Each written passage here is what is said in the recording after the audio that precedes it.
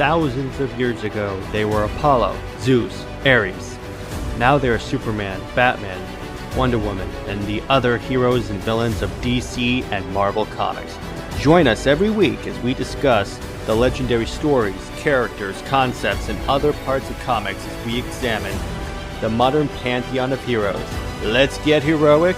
Welcome to Under Two Capes, the podcast for the comic book fan.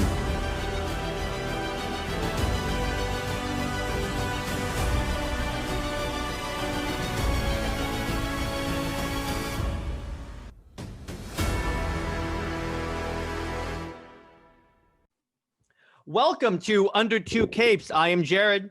And I'm Lad. And we have a very historically significant episode tonight because as opposed to doing an analysis of a particular character, we're going to be doing it on the man himself, Stan Lee. Yes. Which everyone knows that this guy is this guy is the reason why Marvel Comics is as big as it is today. 100% as big as it is. So I guess so what we're going to do is we're going to do a summary of him and then we'll go over what characters he's come up with. Or do you want to do characters first, Lad? Well, sorry. You said it cut out. The first option was, I heard the second option. Do you want to do a summary of his life and his association with Marvel first, or do you want to do his characters? Yeah, let's do the summary first of his life because so then we can jump into the characters. All right. So Stan Lee is not his actual name. Well, my life is a whole lie. I've been lied to. His name is Stanley Martin Lieber. Oh, wow. So the reason why he changed his name, okay, first we'll start. He started off, so when he started in comics, Marvel Comics was called Timely Comics. And I don't know if you noticed this, Lad, but the Lego Marvel Superheroes game, I think it's 2, made a reference to this is because the comics book location has Timely Comics. Oh, that's really sick. Nice. Yeah. And you know how the mission end screen is like a comic book? If you look in the top, it says Timely Comics. Oh, that's so cool. I didn't know that. That's a good little hint. I know. It took me a second to realize that. Mm-hmm. Okay, I am going to go. I have to share the screen so people can see what I'm looking at. Yes. And if you guys want to see what we're sharing, you can go to the YouTube channel. Lad, do me a favor and tell me if you can see the page I have up. Yep, I can see the page, and you can too, viewers, if you head over to Under Two Capes YouTube channel. Yep, like, comment, subscribe. We actually put up a 2-hour Star Wars themed episode there on Mandalorian culture, so be sure to check that out as well on a Star Wars show called Knights of Mandalore. All right, so anyway, now, so he started off in a pretty low part of Marvel Comics. He was basically an intern. So he said, in those days, the artists dipped the pen in ink, so I had to make sure their inkwells were filled. So and not only that, he got them their lunch. He did proofreading. He erased the pencils from the finished pages for them. Mm-hmm. And then occasionally he'd get to to actually write dialogue and stuff. But so eventually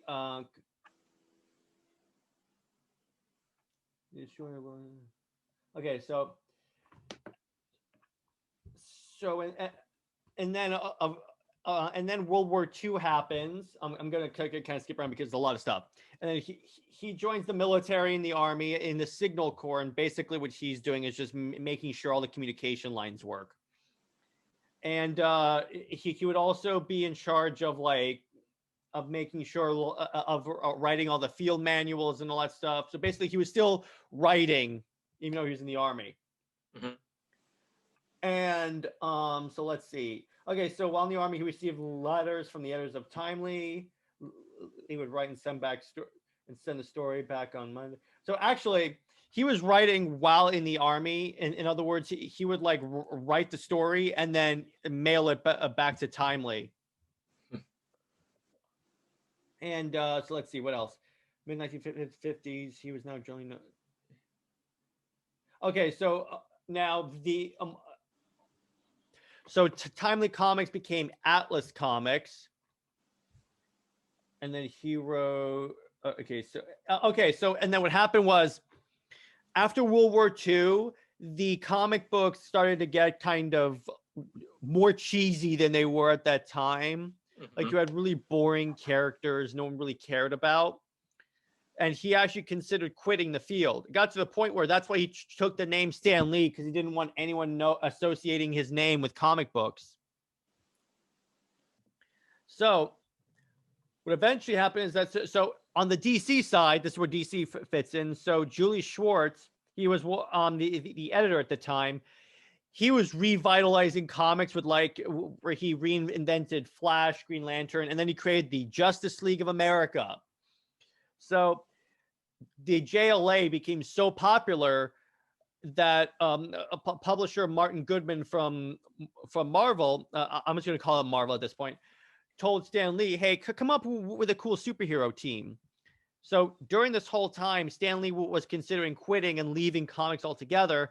And then his wife said, okay, write one comic the way you want it to be. Like, write the comic that you would read.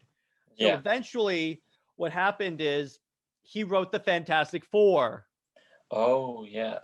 That's the origin for the Fantastic Four. And then it was massively popular. Rightly so. I mean, the comics are good. The movies are obviously not.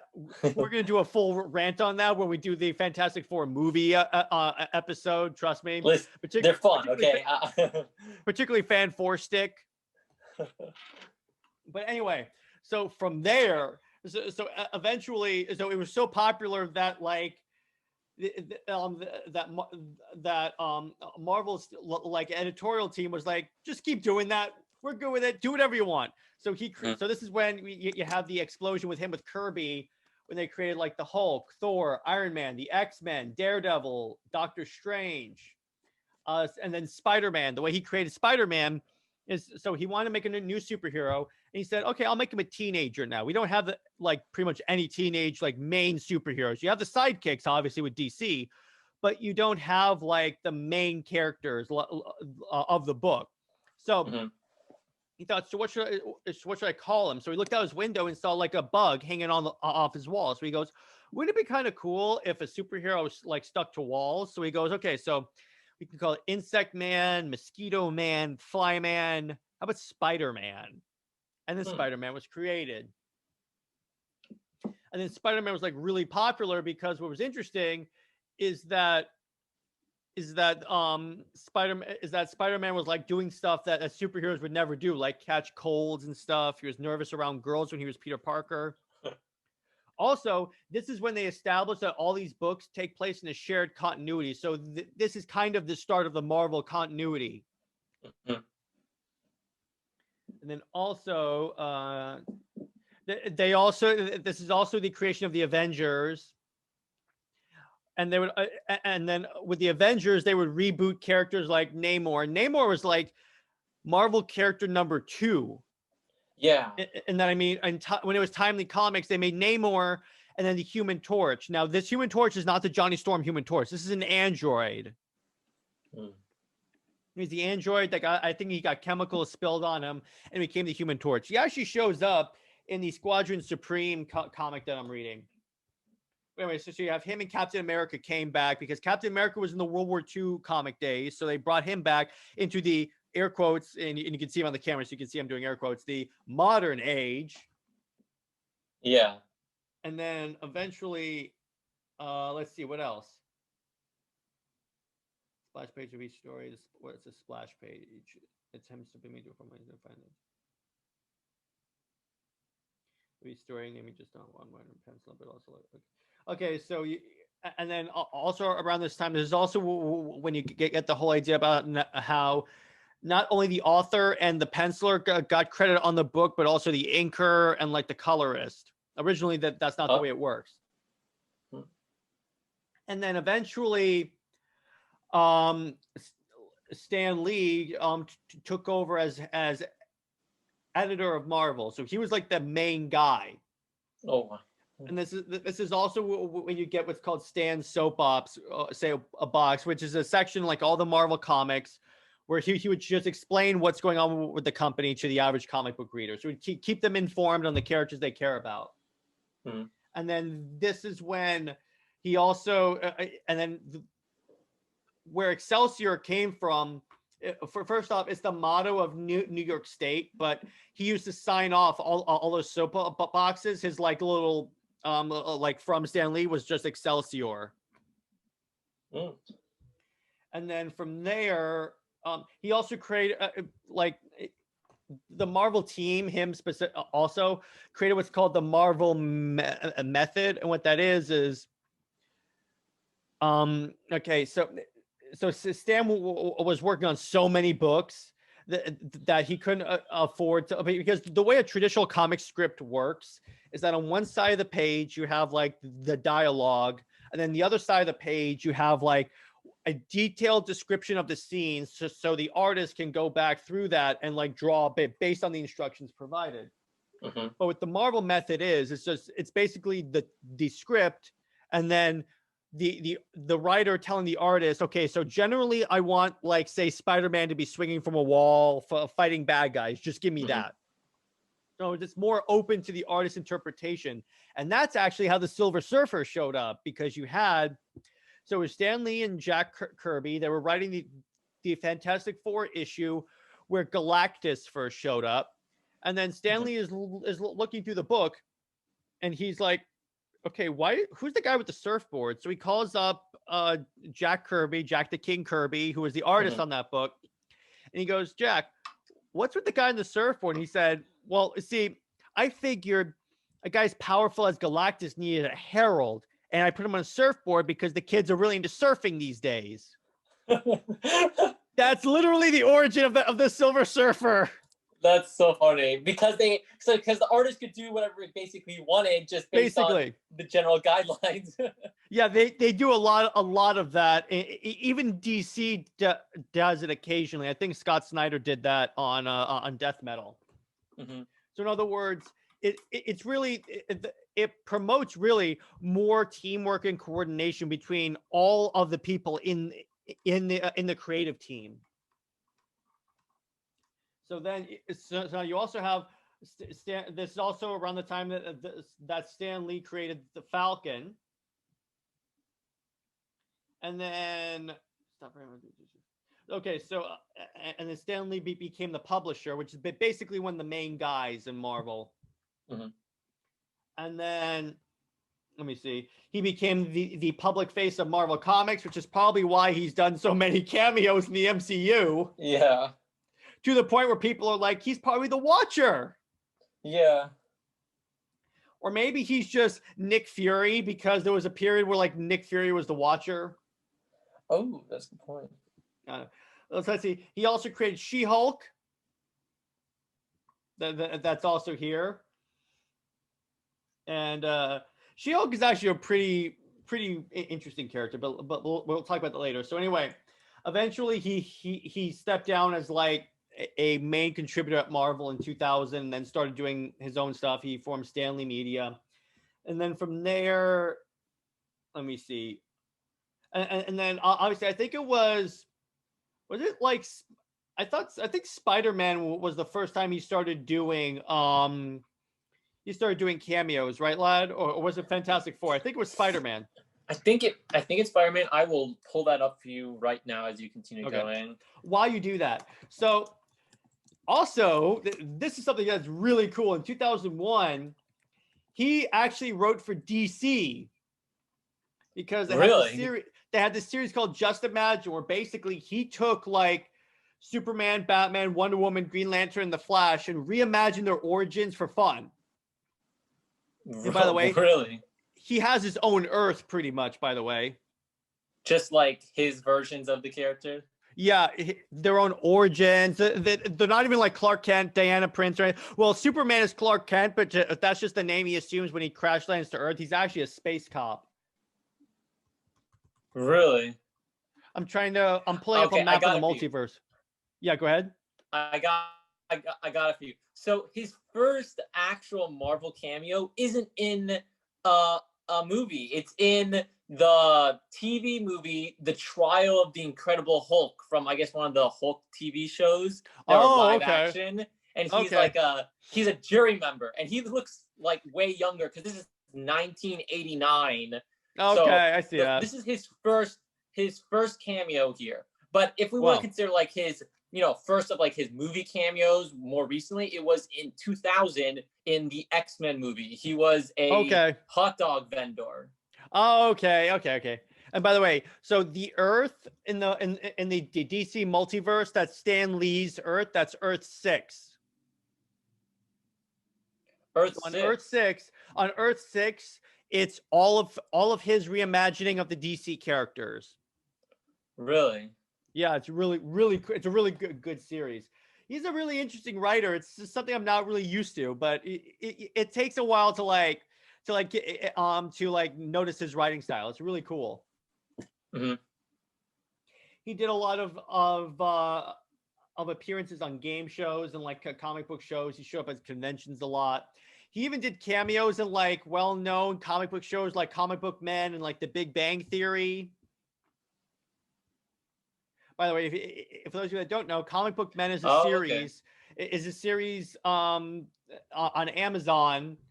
It stars Kevin Smith, and basically it follows the comic book store that Kevin Smith owns. It's basically Pawn Stars, but like comic book stuff.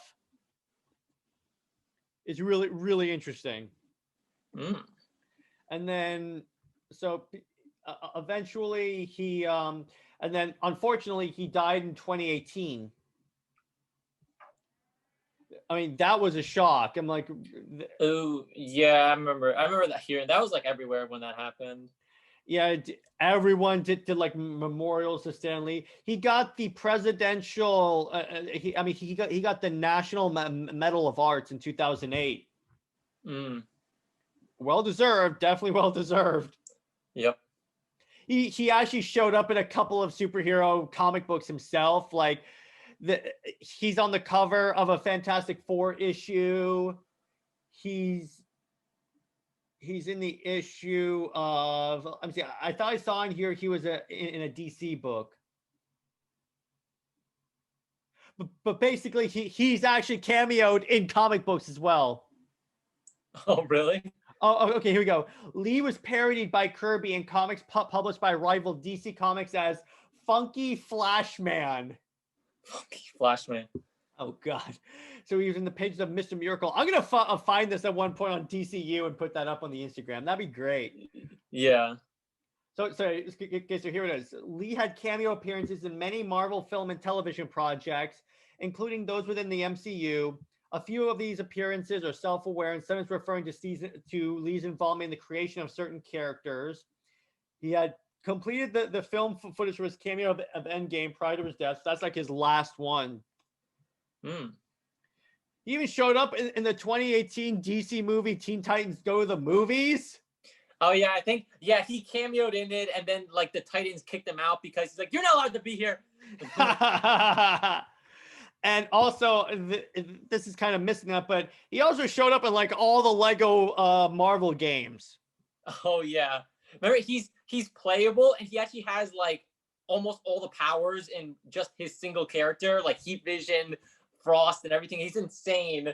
He has the what's it called, the Stand Buster suit that has like a giant pencil on its shoulder. How do you unlock Stan Lee in Superheroes 2? Oh yeah, that's right. You have to rescue him. There's like a lot of like I think like 50 Stan Lees, or there's like he's in different scenarios where he's been like caught or trapped somewhere. And if you rescue him like a certain number of times, then you actually unlock him as a player character. So it's actually really hard. Well, I know what I'm doing. Yep. All right. So he talked a little bit about his life. There's so much more I can get into, but this is a limited time podcast. So now we're going to go over all the characters that he created. So I have this list here from Time Magazine. This was actually written around the time he died. All right. Heroes created by Stan Lee. You ready, lad? Yep. All right, Ant-Man, the Ancient One, the Avengers, Beast, Black Panther, Black Widow, Captain Marvel. I'm not sure if that's actually Carol Danvers or the cool Captain Marvel.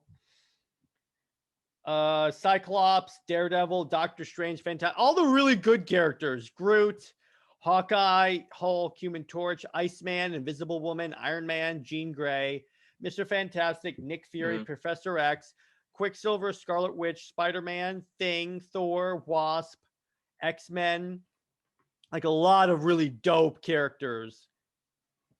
And by the way, he created the X-Men, but they were not like a popular team in the beginning. They actually got canceled. Really? And then it wasn't until Chris Claremont came along and he started writing like the really good stuff for X-Men, like Days of Future Past. That was him. The Phoenix Saga was him. And then also combined onto that, you also had the art of Jim Lee. Ooh. It's like, yeah, a lot knows I'm a big Jim Lee guy. Yeah. All right. Villains created by Stan Lee. Doctor Doom, Doctor Octopus, Green Goblin. I have no idea who Celius is. I will look that up real quick. Bear with me, folks. Oh, that guy, the bad guy from Doctor Strange. Oh yeah, Caecilius or something like that. Yeah. That shows how much of a forgettable villain he was. Yeah, unfortunately. Kingpin, Loki, Magneto, Sandman, Vulture, Whiplash. Lots of really interesting characters. There's like a lot of other characters that he made, but it's like, all right, so let me ask you this. Who's your favorite character created by Stan Lee? Ooh, I mean, it has to be Spider-Man, but okay, Spider-Man's definitely number one, but I'm gonna go for number two just because I have to also that number two is a little bit more difficult to pick, but I probably have to go with Doctor Strange. I think Doctor Strange is cool. Probably my number two. Number one for me is Iron Man. Number two is Thor. Like that's a good one. Of those two, because Captain America was not created by Stan Lee, I don't think. But if I can't pick those two, probably if I have to pick my favorite X-Men character, probably Wolverine. Ah, okay. Oh, actually, Wolverine's not on this list. Okay, so he probably wasn't made by Stan Lee. That's weird. Let me look that up real quick. Who created Wolverine?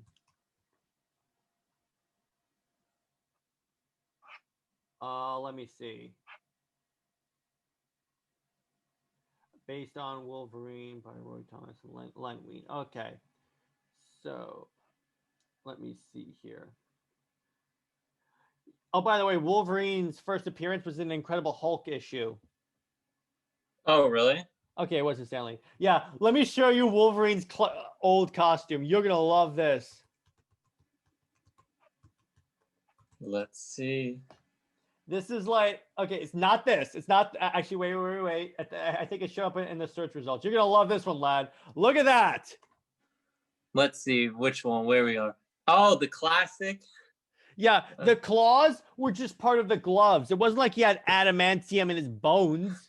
But oh man, I thought you were talking about the one with like, you know, the classic yellow, but this is like classic It's like super classic. It's like just all yellow. It looks more like a tiger or something. Yeah, he looks like a real weenie. Yeah, it's kind of embarrassing. Yeah, he showed up in his first issue was fighting the Incredible Hulk. Nice. Okay, in terms of my favorite X-Men character created by Stan Lee, probably Magneto. I'm a bit up in terms of bad guys, but in terms of good guys, probably Black Widow, because I like a lot of that spy stuff. Who's your favorite bad guy created by Stan Lee?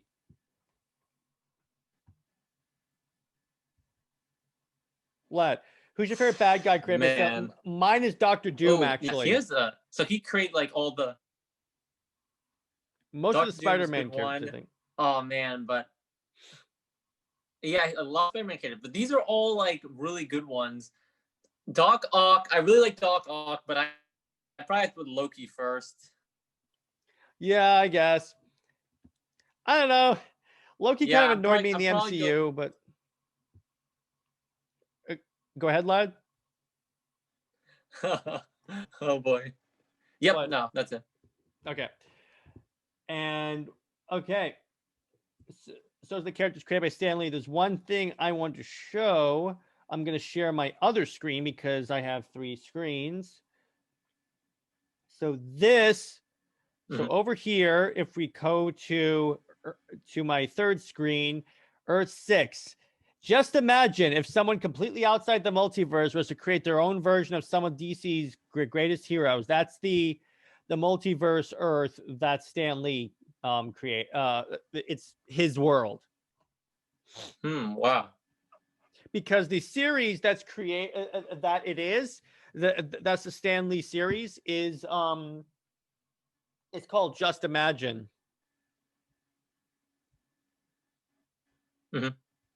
So now we've talked a little bit about Stan Lee's appearances and like now let's actually talk about his MCU cameos. Let me go back to my other computer screen. I was actually looking at. I kind of got caught on to them once I looked at that first one. Wait, okay, hang on. I gotta share the screen better. Hang on. Not desktop 3. I want Safari Stanley. All right. List of Stan Lee cameos. All right. Okay, so let's look. Okay. Now, first line. What's your favorite one? Ooh, favorite one. Oh, that's a tough question. There's some really good ones. Okay, from the MCU, right? I mean, because there's a few. He has some cameos in some of the other movies as well. No, all the Marvel movies that he's shown up in. Any Marvel movie. Ooh, boy. Oh, I think the one in Winter Soldier when he's the security guard and he realizes that the suit was stolen. And he's like, I'm so fired. Yeah, that was good. One of my favorites is the one in Fantastic Four 2 because he shows up to the wedding and they're like, name Stan. I should be on that list. Name Stan Lee. He's like, oh, okay, bro. Okay, guy. Like the guard does not believe him. He's like, no, I'm Stan Lee. That's funny. Let's see what else. He was also in Ant-Man 1. He's the guy. He's in like the flashback that the friend that Louise gives Scott when he's like saying, okay. So here's what happened. You know, when he goes through that like really long, like elaborate, like recap of events. Oh yeah. He's that one going the long recap. Oh, I love the one in Avengers Age of Ultron where he's drinking, where Thor and Captain America are drinking that Asgardian ale. And then he's like, this wouldn't work for you. This is not for mortals. And they're like, neither was Omaha Beach. Pour it on, Blondie. He pours it, and then they have to carry him out. He's going, Excelsior. Oh, boy, that's funny. Oh, and let's not all forget the Tony Stank cameo. Yeah, that was pretty good, too. Oh. That was so great. I love the one in the Amazing Spider-Man 2, the Amazing Spider-Man 1, where he's like cleaning the library and behind him of Spider-Man and the Lizard are fighting.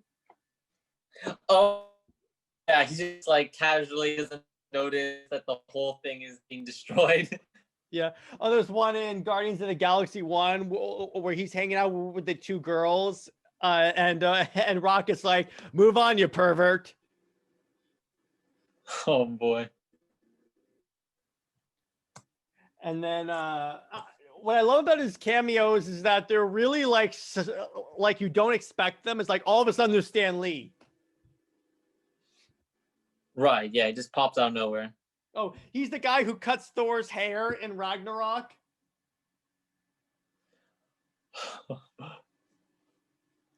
Let's see. He's the driver of Peter's school bus in Avengers Endgame, Infinity War. Oh, when the students on the bus watch Ebony Maw's ship arriving, the driver says, Stanley, he goes, "What's the matter with you kids? You never seen a spaceship before?" I love that. Captain Marvel. Oh yeah, Captain Marvel is the one where she's on the train and he's reading a newspaper. Oh yeah. Oh, here's interesting. So in Endgame, the scene where he's passing by the base and he goes, "Make peace, not war." The girl with him is a digital recreation of his actual wife. Oh, that's cool. Yeah, because she actually died beforehand. He also showed up in the Agents of S.H.I.E.L.D. stuff. By the way, I love how in the see, here's how you know Wikipedia has issues. When they put the Fantastic Four Rise of the Silver Surfer description in the films under Marvel Cinematic Universe.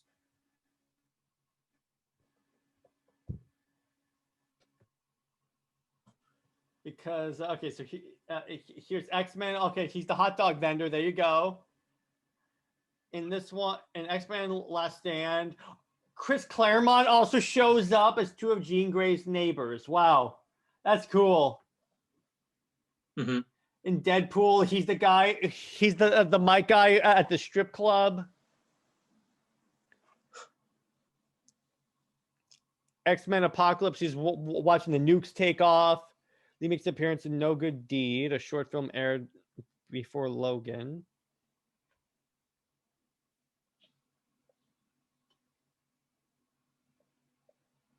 Oh, No Good Deed. That's the one where where they basically announced Deadpool 2, where Deadpool's just walking down the street and he sees someone getting robbed, so he hops in the phone booth and it's changing. Then they start playing the classic Superman theme, and then he jumps out of the phone booth. And then Stan Lee is there. He's like, "Whoa, nice suit." And then Deadpool turns to him and goes, "Zip it, Stan Lee." Yeah, Deadpool's the only one that can actually like see outside of the, the box, think outside the box and see really? His creator. Yeah, you mean wherever he goes so dark. Are you sure you're not from the DC universe? Yeah, Deadpool could see like from fourth person perspective or something like the viewer. Yeah. Oh, I love this. Zip it, Thanos. Yeah, that was so good. In Deadpool 2, he's graffiti. Okay, so let's see what else. Spider-Man trilogy. He appeared in Spider-Man's first battle with the Green Goblin, pulling a little girl away from falling debris. In the DVD deleted scenes, Lee plays a street vendor who tries to sell Peter a pair of sunglasses. Okay. Mm-hmm. In Spider-Man 2, he repeats his Spider-Man stint as another innocent person during his battle with Dr. Octopus. In a blooper scene that appears as an extra in the DVD release, Lee has another cameo saying, "Look, Spider-Man stole that kid's sneakers." Oh, man. In Spider-Man 3, can't believe I actually have to read anything from Spider-Man 3. Mm-hmm. This is how much I love my fans. I'm reading stuff from Spider-Man 3 now. Oh, man. Lee's appearance as a credited role in Man in Times Square. He stands next to Peter Parker, both of them reading a news ticker about Spider-Man and commenting, "I guess one man can make a difference." I remember that. I remember that one. I was like, "Oh, okay, that is Stanley." All right. Fantastic Four is the first one he appears.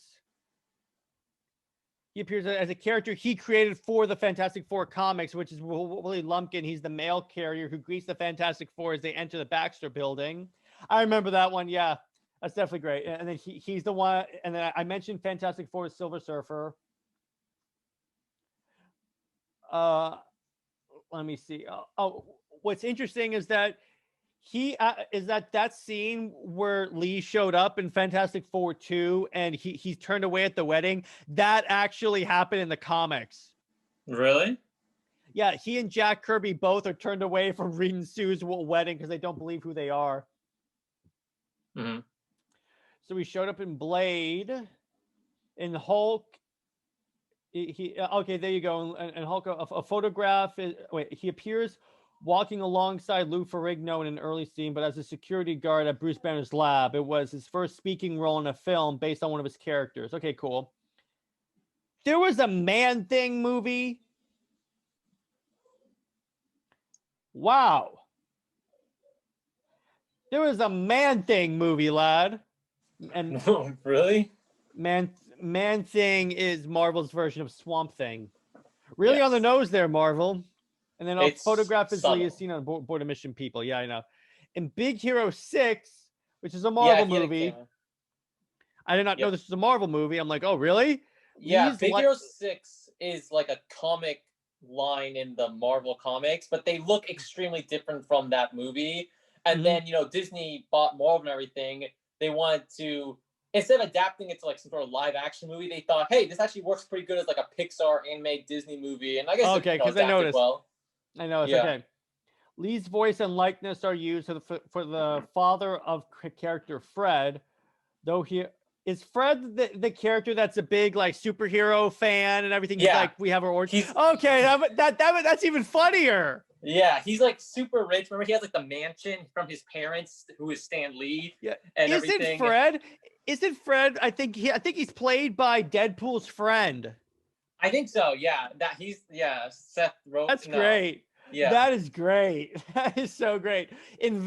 Obviously he shows up in Venom, and then, oh wow! Apparently the Venom one was the last cameo made by Lee, released before his death. Oh wow! Wow. So he was in Spider-Man Into the Spider-Verse. So he's the one who sells the Spider-Man costume to Miles Morales. Let's see. Let me see who else do we show? Okay, the Trial of the Incredible Hulk. There it is. There it is. His first appearance in a Marvel movie or TV project. That's a journeyman. Yeah. He has a cameo in a short promotional advertisement called Spider-Man Homecoming NBA Finals. I remember that. I remember that one. Non-MCU television series. Okay, so this is what I'm talking about. He showed up in The Gifted, which is basically an X-Men like TV series, not in the MCU. I don't even think it's associated with the actual like X-Men movies. I think it's just its own thing. Ooh. And then he's in the 1980s Incredible Hulk animated series, his voice. It's narrated. And let's see what else. He did one in the 1989 X-Men film. Animated series pilot. Okay, so he did that. Okay, so let's see. 2 episodes of the Fantastic Four. He voiced himself in 2 of those episodes. He's the executive producer on the TV show for Spider-Man. Final episode of Spider-Man, Madam Web. Okay, so let's see what else. Syndicated version of Marvel Action Hour. It was a syndicated television program. Block Jones Entertainment provided animated adaptations. Okay. He voiced Clifford Walker in the Walters in the Incredible Hulk animated series. Trying to see what else. I'm trying to see if I know Superhero Squad. Jeez. Spectacular Spider-Man series. He showed up. He showed up in the Ultimate Spider-Man series. He's the high school janitor. He was in Hulk, Agents of Smash, Big Hero 6, the series, obviously. We already mentioned that. Phineas and Ferb. Oh, yeah, he played a hot dog vendor. Wow. It was in a Marvel crossover. Here's the Lego superheroes like movie that he showed up in. Guardians of the Galaxy Mission Breakout. He was in there. Avengers, Phantom Quest. He showed up in the Future Avengers. Oh, really? I did not know that. That's a cool one. He showed up actually a few times, I think. Is it listed there in the Ultimate Spider-Man TV show? Or maybe it was just... All right, lad, you're the Spider-Man expert to me. Explain to me the difference between all these different adjective Spider-Man books. You mean the TV shows and such, right? Yeah, all of that. Even the comic books, because it's always confused me. Yeah, I think they basically just do that just to, distinguish them from each other. So I think I don't know which one is his official title, but there's Spectacular Spider-Man and like the Amazing Spider-Man. I forget which one is the Spider-Man adjective, right? But a lot of these are like TV shows. So they just put like another adjective in front of it just to make it, stand out or seem really cool and exciting. It works with his character, I guess. But Yeah, it's just a way to distinguish them, like Superior Spider-Man for Doc Ock or Miles Morales Spider-Man. Then we have there's Ultimate Spider-Man TV show, which was about Peter Parker, even though it was called Ultimate Spider-Man. Mhm. Spectacular I Spider-Man mean, was another show. there is one series where it's not wasn't Superior Spider-Man Doc Ock? Yeah, that was a comic book series that was a Doc Ock was Spider-Man, or he took over Peter Parker's body and became, Spider-Man, right? Yeah, so I guess that's kind of there. Okay, so he even showed up in the video games, in the 2000 Spider-Man game, and the Spider-Man 2 Enter Electro game, and the 2010 Spider-Man Shattered Dimensions. He was a senator in Ultimate Alliance that you actually have a conversation with. Huh. That was his first ever on-screen video game appearance. Because it's actually him. Yeah, wow. He was in the Amazing Spider-Man video game. And there you go. Lego Marvel Superheroes. He has the ability to turn into a Hulk-like creature, but with the same hair, mustache, and glasses. He's referred to as Excelsior Hulk. That's good. Oh, they have Lego Avengers has more stuff with him. Yeah, the Amazing Spider-Man 2 game. Lego Marvel Adventures, where he's able to turn into Excelsior Hulk, Iron Stan, and the Stan Buster. During the credit sequence, his character is cleaning Tony Stark's apartment, casually picks up Mjolnir, and accidentally shoots a lightning bolt at the furniture. I remember that. He makes appearance as a Lego version of himself in Superheroes 2, where he has the powers of Thor, Galactus, and Spider-Man. He's able to complete the Gwenpool missions. All right. He was a short order cook in the PlayStation Spider-Man game, which I think is annoying. That's the PlayStation exclusive. And then Miles Morales, he has a statue after him. Okay, here is non-Marvel appearances. He was in. Okay, so this movie he was in a lot of Kevin Smith movies. He was in The Princess Diaries. I didn't know that. He was in Kick-Ass. Jeez. Let's see. He was Pizza Man. He was in Pizza Man. He appearance in the Madness of the Method. Okay, Jane Silent Bob reboot. Animation. He had all this. He makes appearance in this cartoon movie, Blunt Man, Avenger Initiative. Let me see. Yeah, there you go. Teen Titans go to the movies in the film. When they realize he's in a DC movie and not a Marvel movie, he declares that he needs to leave. He shows up later again, stating that he doesn't care if it's a DC movie. He just loves movies and making cameos, and he shouts Excelsior. Having written Just Imagine comics for DC, this makes Lee the only DC writer to appear in the film. Okay. He was in Ralph Breaks the Internet? Oh, really? Wow. He showed up in Comic Book Confidential, Comic Book Greats, Stan Lee's Mutants, documentary film produced by Crave Line. Okay, so to talk about Lee's life, the marriage of Joan Lee. Okay, that's cool. History Channel. Okay, Comic Book Superheroes Unmasked, Stan Lee's Superheroes, Joker Side DVD program, Marvel Then and Now. He's also in a History Channel balance.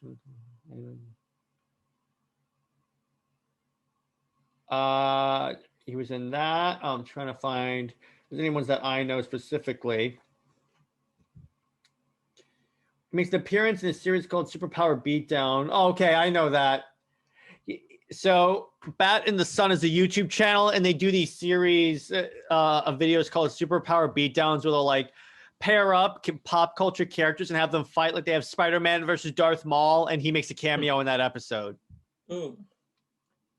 And then, okay, and then here we go. Big Bang Theory. He's in front of his house wearing Fantastic Four pajamas. He gets rid of Sheldon. Because what happened in that episode is the local comic book store is having a signing for Stan Lee. Everyone shows up except Sheldon because he has to go to court because he has jury duty. So he shows up at his house. Obviously that's. And then he gets a restraining order by Stan Lee. Nice. Oh, so he gets does he get a signature from that or something? Yeah, so technically he gets his Stanley's autograph. That's so funny. So he showed up on in the Hero show. I should watch that. I gotta find that. Let's see, bottoms up. Okay, so he showed up in Entourage. Everyone showed up in Entourage. Oh, he shows up in Chuck. I did not know that. He showed up in Video Game High School. He was a judge in the second. Lad, have you ever seen a VGHS? No, I don't think so. It's basically so it's made by the folks at Rocket Jump, and it's a series where the world revolves around gaming. Like their entire schools devoted just to. So in other words, we'd be going to college for gaming. Nice. Like the varsity sports team is just the FPS team. He's also in Stanley Lucky Man. I'm trying to find specific. He was in a couple of music videos, apparently. He was in The Simpsons. Jeez, this is great. Super. Wait, what? Hang on. Oh, okay. Big game appearance. Okay. And a non-playable character. Following Lee's death, Blizzard Entertainment added a non-player character named Stanley, modeled off of Stanley, to the game of World of Warcraft. That's interesting. Let me see if... All right, so basically he showed up in Comic Book Man. I already mentioned that in a couple episodes. Yeah, basically, he's everywhere. He's everywhere. He's in all of us. So basically, that's Stan Lee, guy that has contributed massively to at least our childhoods. Let me put it this way: without him, there'd be no Spider-Man. No. Spider-Man was like my first big. That was the first superhero movie that I really got like really into. Like I had a 6-inch Tobey Maguire Spider-Man action figure. Oh, nice! Like the one from that movie. And then I remember seeing those original 3 movies in theaters and coming out of Spider-Man 3, and I'm like, tear coming down my cheek. I'm like, no. You had better not be the guy who said, let's have Tobey Maguire dance around in a black suit like an idiot. I've never actually watched Spider-Man 3 all the way through, so we'll see how it is. Knowing me, I'll probably like it or something. You'll probably like it. I mean, it's cheesy as hell, but I mean, it's not that good. Spider-Man 2 is great, by the way. Yeah, I remember Spider-Man 2. I think of my favorite of the 3, Spider-Man 2 is my favorite. And then I didn't think the Andrew Garfield Spider-Man movies were that bad. Yeah, I like them. I thought they were considering cool. they're more comic accurate. That his web shooters are actually like built by him. Right. So by the way, I don't know if you know this yet, but James Cameron actually wrote a Spider-Man script. For a movie, really? It's similar to the original Sam Raimi Spider-Man movie, except like Spider-Man has sex in it with his mask on, only wearing his mask. Yeah. It's really weird. I saw a couple of people talking about the script. It is like freaky. None of the actual Spider-Man like rogues show up in the movie. It's like his Avatar movie. Just like all weird. Well, let me put it this way. Avatar was less weird. There are a couple of scenes in the movie that I don't want to mention because I try to keep this pretty G-rated. All right. Now, besides Spider-Man, lad, what's your favorite creation of Stan Lee? Like, it counts superhero teams and everything. Ooh. Mine's the X-Men. X-Men is a really good one. That's a really good choice.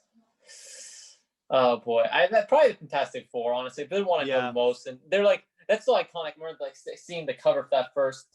Looking at it, recently at the cover for the first comic book, like, oh wow, that's so cool, because they're pretty cool characters.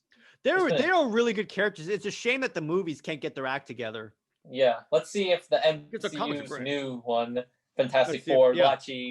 So hopefully they like just don't do this. Don't do anything that's been done in the live action Fantastic Four movies, and you basically can't fail. Yeah, exactly. Just basically do the opposite of Fan Four Stick. Yeah. What we should do, lad, for an episode is watch Fan Four Stick and roast and roast it. Yep. That'd be so great. As we're recording, like we'll be like, that is so stupid. Yep. All right, so that's the end of our discussion of Stan Lee. But before we log off, I just want to have a discussion with Lai on the episode about some recent comic book news. Chiefly, the Snyder Cut's going to be a 4-hour movie apparently instead of a series. Ooh, that's going to be really so we good don't have to watching. wait so we can like binge the whole thing. You know, lad, you and I are going to do it. No, yep. That's going to be what we should really do good. Also. What we'll do is we'll do an episode about the theatrical cut of Justice League. Like we'll watch it painfully. Oh, no, that please. way we know what we got. That way when we get to the Snyder Cut, we have it's fresh in our minds. So we can see, oh, that's better. That's better. That's better. That's better. That's better. That's better. Just so we can have a little more like, well, we can refresh our hatred for Justice League. But and then also, so let's see, what else can we talk about? So WandaVision came out. Lad hasn't seen it yet, so that's why I'm not talking about it, because otherwise I'd be spoiling it. Mm-hmm.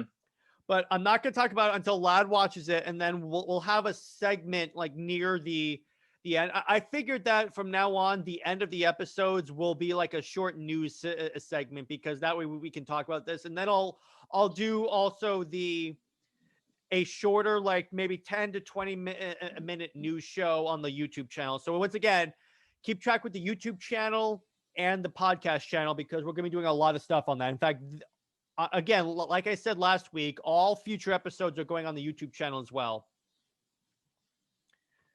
So, lad, what'd you think of Stan Lee?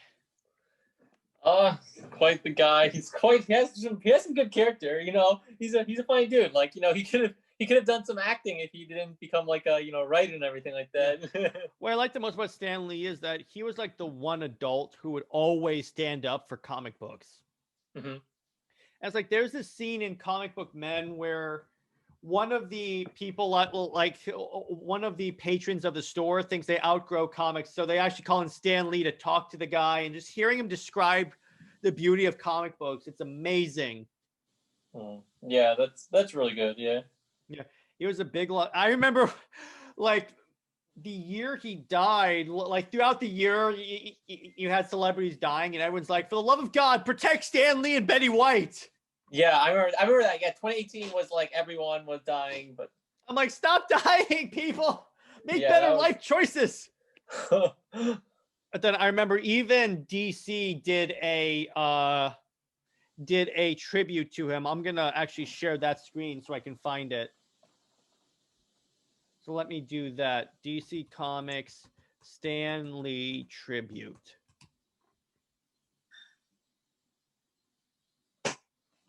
Let me see. Hang on. DC Entertainment releases comic book tribute to Stan Lee. Let me see that.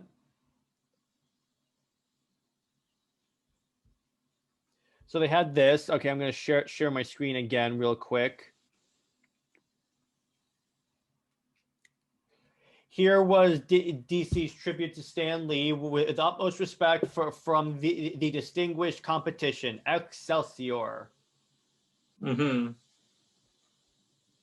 So let's see. I'm trying to see, because they did this really great image. It was of the okay. So first off, here's what happened. Here's the Marvel tribute to Stan Lee when he died. They did one for DC, like the JLA or at his funeral.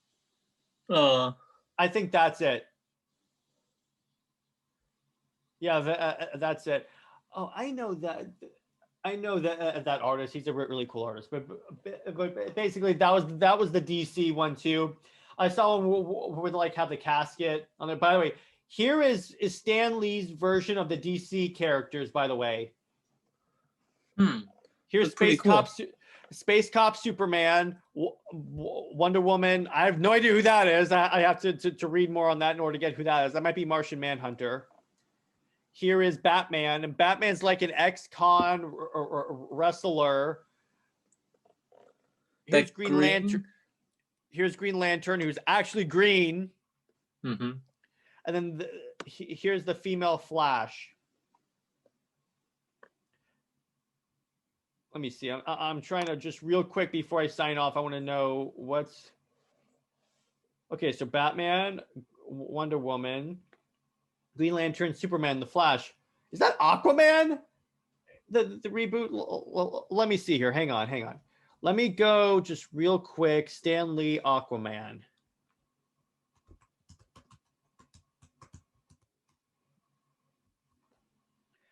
This is Stan Lee's Aquaman. Oh wow, he's actually like watery. Actually blue. Stan Lee, Catwoman, because that had one. That's actually really cool. Wow, that is actually really dope. Mm-hmm. I'm trying to find out who that purple, like Hulk-like character is. Let me see. Stan Lee, Captain Marvel.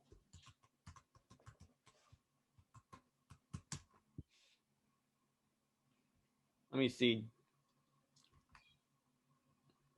Just imagine. Okay, it's the purple. The purple one is Captain Marvel. In other words, Shazam. Oh, okay.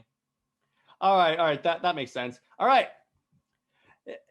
Now that we got that, hope you guys enjoyed the episode. Remember, like, comment, subscribe. And our next episode is actually going to be the Fantastic Four. What we'll do is we'll go over their publication history, all the good storylines, and then we'll also trash the movies, particularly Fan Four Stick. Oh, Lad, boy. Have you seen Fan Four Stick? I haven't. I just remember seeing the trailer for it and thought it was extremely cool, but I never wanted to go see it. The trailer looked cool. No, the trailer looked great. The trailer.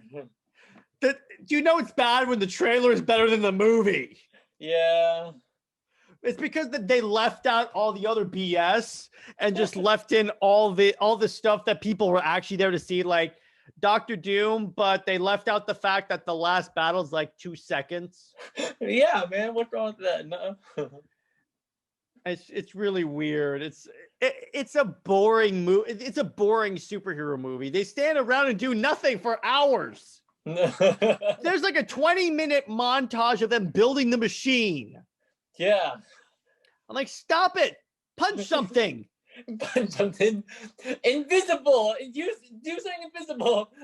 That was a line in the Honest trailer for the Ang Lee Hulk movie where he's like standing looking at a rock and the Honest trailer guy's like, stop looking at a rock. Punch something. Oh, boy. All right, everyone. Hope you enjoyed that episode. We will be with you next week for the Fantastic Four. And throughout and I'll try and periodically throw up like Star Wars episodes and news episodes. I'm going to try and keep up with the YouTube channel. But the one thing you can always count on is that there will be UTC episodes on podcasting and YouTube. So just watch out for that. Enjoy yourself and have a good weekend. Lad, always a good time podcasting with you. Yeah, likewise. Fun times. And by the way, we may be adding some more people to the Under Two Capes family. I'll let you know about that. All right, everyone, stay heroic.